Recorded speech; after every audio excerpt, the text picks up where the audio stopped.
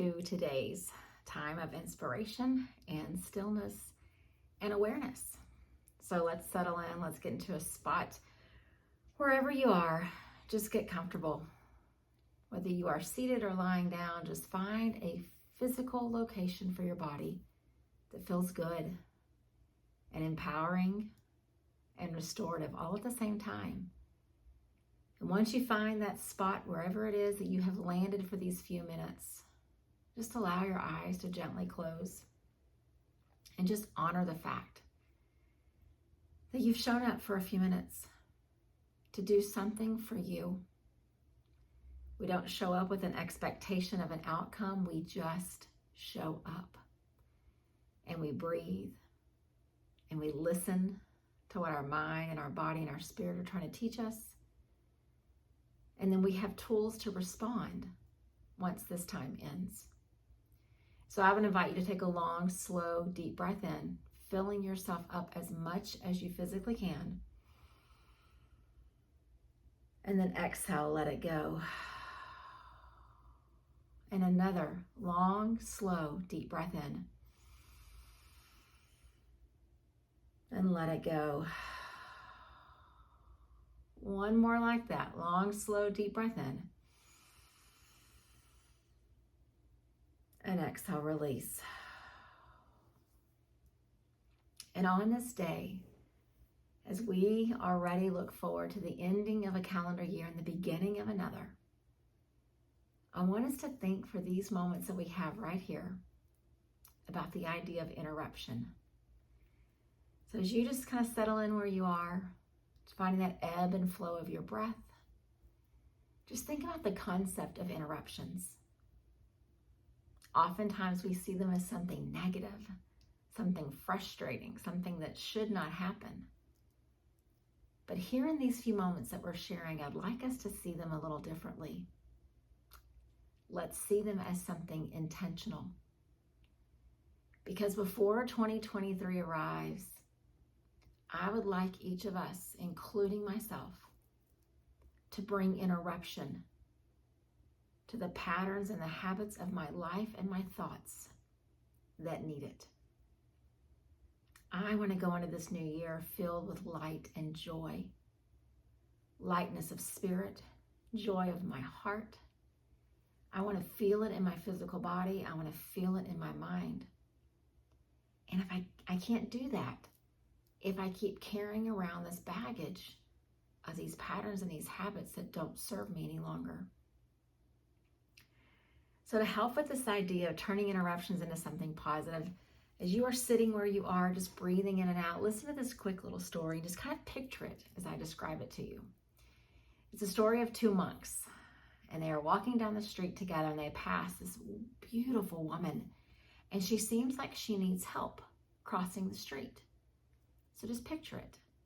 These two monks, these men who have committed to a lifestyle, to service, but also to choices of moderation. And as they stand there, this woman, very beautiful, is struggling. So one of the monks, without saying a word, stops. He walks to her side, and to help her cross the street, he picks her up into his arms and he carries her across the way. And they continue their journey. Hours later, as their journey ends, the monk who did not help the woman turns to the first and says, How could you pick that woman up and carry her across the street that way? That is in direct violation of our vows. The monk who had helped the woman turns to the other and says, Well, I left her at the corner where I dropped her off. And it looks to me like you've been carrying her this whole day in your mind. And so I kind of chuckled when I first heard that story, and then I chuckled again as I read it weeks and weeks later. And then it came to mind again over these last few days, and I thought, oh my goodness, what a beautiful story to think about where we stand right here with 2022 just about to end and 2023 on the cusp of birth.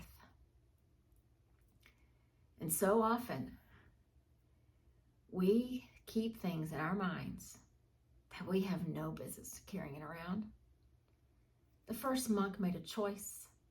He made a choice with resolution, and then he did it, and then he moved on about his life, never thinking about it again. The other monk, though, somewhere in his mind, he just couldn't seem to turn loose of what he judged to be something incorrect or wrong. And so it's not about monks and their behaviors or about helping or service. It really is about us making a choice. What thoughts and mindsets are we going to allow to stay with us in this new year? And what thoughts and mindsets have been crippling us for far too long? And they need interruption. We don't want to be like that second monk, carrying around things that are not ours to carry, harboring ill will, nurturing resentment, feeding negative impressions of ourselves, beating ourselves up over mistakes we made weeks and months ago. I would propose that these last couple of weeks before this new year comes, that we focus on interruptions. We have the shortest day of the year coming this week with the longest day of darkness, with the winter solstice. And as we head into that day, I've always said that the darkness has a way of teaching us something. So maybe in these moments we have now and in these moments in the days to follow, let's each just reflect in the quiet, in the darkness, and ask ourselves, what needs interruption in my life? Where have my thoughts been limiting? Where have they been paralyzing? Where have they actually stopped my development and my transformation? We show up for a yoga practice, we show up for a meditation practice, we do all the things that we want to do to be the very best, most vibrant version of ourselves. But when the yoga practice ends, or the chime at the end of the meditation plays and it's over, what then? Do we continue to think negative things about ourselves? Do we continue to beat ourselves up over things that should have been forgiven so long ago? Do we allow the behaviors or actions of others to cripple us? And I could go on and on with all of the examples, but what I'd like us to do is we sit here in these moments of quiet for the next couple of minutes. Just picture these two men. However you conjure up an image of two monks on the road, whatever you see, picture one giving aid to a person that needed it, vows or not, setting her down and moving on with his life. And then see this other one walking alongside his colleague. Almost you can see on his face the frustration, all this just negativity building up as he just thinks on this and thinks on this, carrying it with him on his journey. And so as you see the visual of the two, just allow your mind to reveal, maybe not so much today in these couple of minutes that we have, but allow your mind to reveal even once our time ends, what needs interruption in your thoughts, in your patterns, in your life. So let's settle into our time of quiet with a long, slow, deep breath in again. And then exhale out through your mouth. One more long, slow, deep breath in. Exhale through your mouth. And I will sit with my thoughts. You sit with yours. See those two monks and start to ask yourself, where do I need the interruption?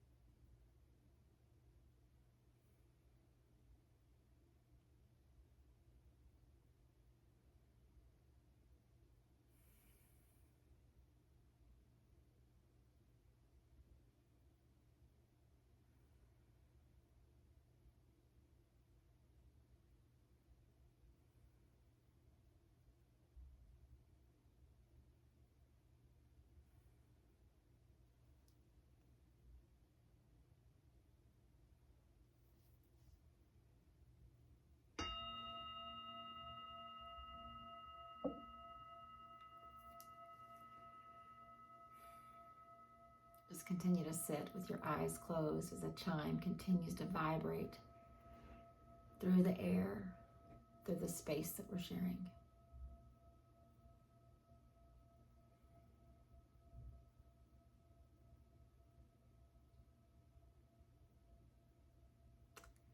And as we prepare to close our time together, I want to give us a little task as our meditation time ends, because chances are as we go about our business tomorrow, we go to work, we do our list, we drive in traffic, we do all the things, you're going to have interruptions. So what I'd like us to do is each time over these next few days that you have an interruption come into your life, rather than feeling the frustration of it, of whatever it's done to inconvenience you, let it be the reminder. There's an interruption to my workday. I need to remember about the interruptions to my thoughts. There's an interruption to my schedule. I need to remember. Think about what interruptions need to come to my habits of mind. There's an interruption to whatever is going to come, because they will come. That is part of life. But use them as these little triggers, these little reminders of, in these coming days before this beautiful new year arrives, I don't want to be like the second monk. I want to let this stuff go. I want to choose a new path. I want to send an interruption to my thoughts and to my patterns and to my habits that do not serve me. And I want to leave them back on the street corner where that other monk should have left his. So let's take this challenge. Let's use these things as teaching tools for us and see what the outcome is. Thank you for allowing me to be part of your meditation journey. It is truly, truly an honor to share mine with you and to be part of yours. Namaste.